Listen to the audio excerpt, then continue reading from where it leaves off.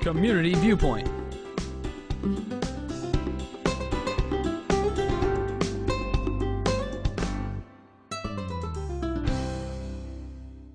And welcome once again to Community Viewpoint. I'm John Pawlak, your host for this segment, and welcome once again. And I would like to change the format a little bit today. We've been doing shows on the environment and renewable energy and things like that for the last 2 or 3 weeks. This week we'll be looking at health issues, and we have a special guest with us this week. Richard French, and Richard's daughter, Amber. This is Richard here.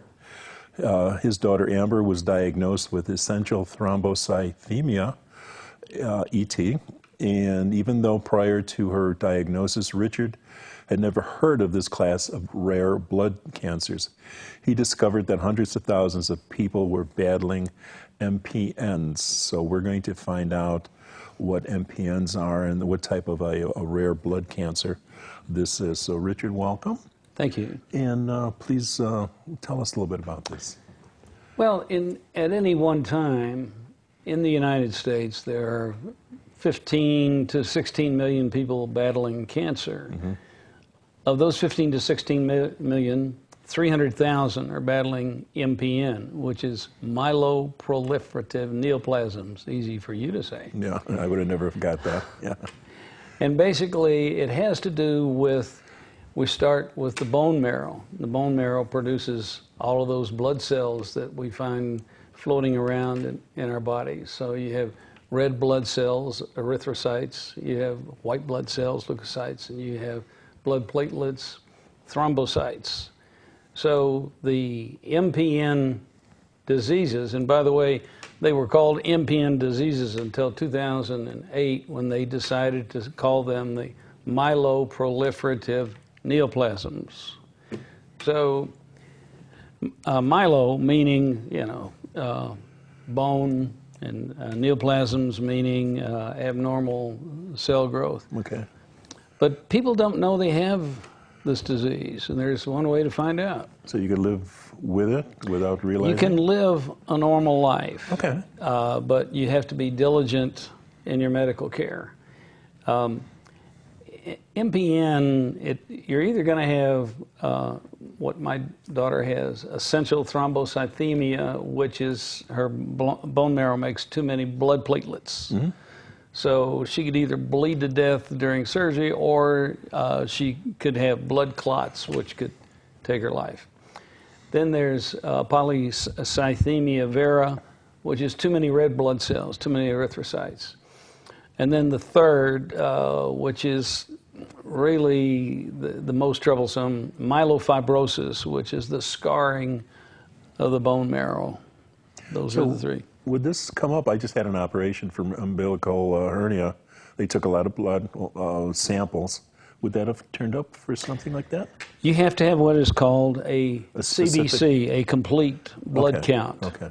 You have to count all those blood cells, the red blood cells, the white blood cells, and the platelets to determine if you have MPN. Oh, okay. So that wouldn't have stopped the operation then if I had this, probably, for something simple like that. No, probably not. Okay. Answer my question. In my daughter's case, she's 37, mm-hmm. and she wanted to have a baby, and the doctor said, no, you can't have a baby. You could die during childbirth. There could be just too many complications. And she says, I'm going to have a baby. So she was taking oral chemotherapy. She took herself off and took only aspirin. Today, we have a beautiful 4-year-old grandson. Mm-hmm. The doctors just had a fit when she went through with it. But in fact, she was in labor 52 hours. C-section was not an option. Wow. He was born in 2014, and you ought to see this kid in karate class now. He's 4 years old. So we're very happy with that outcome. My mother probably was in labor probably 2 hours with me, but in her day, to listen to her, she said she was in with me. She was in labor for 52 hours also. Wow. Wow. I thought you'd never come home. But anyway, I'm sorry. No, not at all. The people who got involved with making MPN a known cancer to deal with, there's the MPN Research Foundation in Chicago. And then there's a friend of mine who he's the founder of MPN Cancer Connection, David Wallace in Charlotte, North Carolina. David puts out a number of publications that deal with educating people as to, what MPN is all about. So we're very thankful that David's involved. So we have a video also? Yes, it's each year MPN names 8 MPN heroes for each year.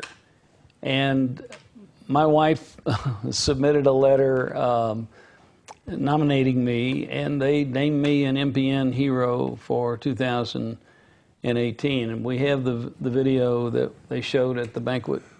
And can we roll that? My name is Richard French. I live here in Las Vegas, Nevada, with my wife, Deanne. I've been retired now 8 years. We spent a lot of time with our killer chihuahuas, Pepper and T-Bone.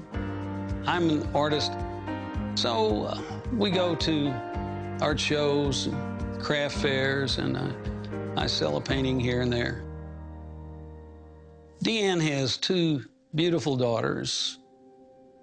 Amber is our daughter who has MPN. Specifically, she has essential thrombocythemia. You walk up to people and you ask them, are you familiar with MPN? They haven't got a clue what it is. And he felt he had to get the word out. I started out working in broadcasting, selling advertising time. When Deanne started telling me about Amber's condition, her MPN, it struck me I had never heard of MPN, and I didn't know anyone else who had heard of MPN. So I started looking into it, and my television background started kicking in, and I thought, okay, TV stations and radio stations are licensed to inform, educate, and entertain the public. No one had been informing and educating the public on MPN. So I thought, the public needs to be told about MPN. There is such a thing as Mary, Paul, Nancy, MPN. Television campaign, you're talking millions of dollars. The public service announcement, getting that made, well, that could be tens of thousands of dollars. We thought, oh man, this is going to be quite an undertaking. And I said, honey, if anybody can do it, you can do it. And he really went all out. Fortunately, I found a professor at the University of Texas who also owns a video production studio. He agreed to do our PSA for us pro bono. And then, voila, we had a finished public service announcement of national quality. So now, got to get it played on the air. So, Deanne and I set about contacting TV stations all over the country. There are 210 television markets throughout the United States, so we would get up at 5 o'clock in the morning to reach the stations in the Eastern Time Zone. We're doing a nationwide PSA campaign to raise awareness of MPN, and we would call them and we would ask them, would you accept a PSA for MPN and run it on your station? You agree to run it. We can't thank you enough. I couldn't believe we got it done. Did you know there are 300,000 people who have... When Amber first saw the PSA, she called me. She says, Mother, this is fantastic. Beautiful. What a beautiful job. She just loved it. Awareness is key, so... And she adores him. It was very fulfilling. I felt like I was supposed to do it. Amber is one of the most remarkable people you will ever meet. If it were not for Amber, this never would have happened. She was my inspiration. Amber's doing great, and she lives life to the fullest. on a daily basis. And she focuses in on that beautiful family they have. And she makes life beautiful for the three of them every day.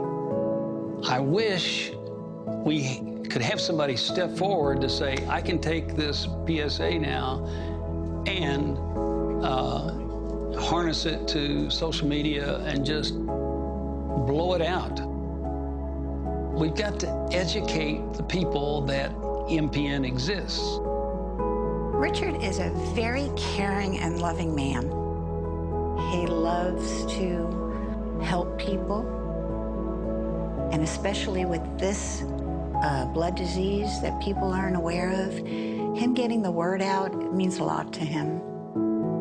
He's just that type of guy.